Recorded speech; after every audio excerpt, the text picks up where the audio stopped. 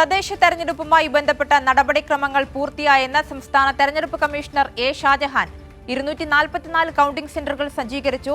71,000 പോലീസുകാരെ നിയോഗിച്ചു. നാളെ 9 മണിയോടെ പോളിംഗ് സാമഗ്രികളുടെയും ഇവിഎമ്മുകളുടെയും വിതരണം ആരംഭിക്കുമെന്നും എ ഷാജഹാൻ പറഞ്ഞു.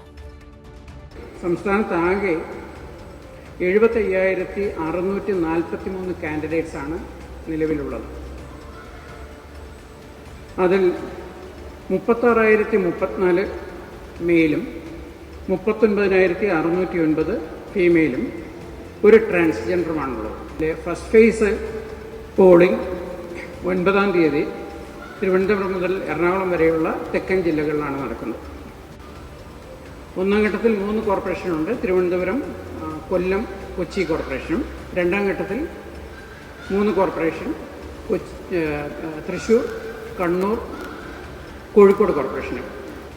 വോട്ടെടുപ്പ് രാവിലെ 7 മണി മുതൽ വൈകുന്നേരം 6 മണി വരെയാണ്. വോട്ടെടുപ്പിനുള്ള എല്ലാ ക്രമീകരണങ്ങളും എല്ലാ ജില്ലകളിലും സജ്ജീകരിച്ചിട്ടുണ്ട്.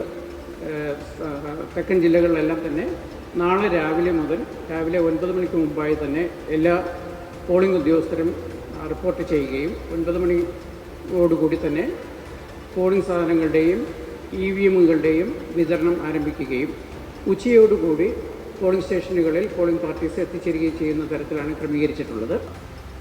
സെക്കൻഡ് ഫേസിൽ 10-ാം തീയതി രാവിലെയായിരിക്കും പോളിംഗ് സാമഗ്രികളുടെ വിതരണം ആരംഭിക്കുന്നത്.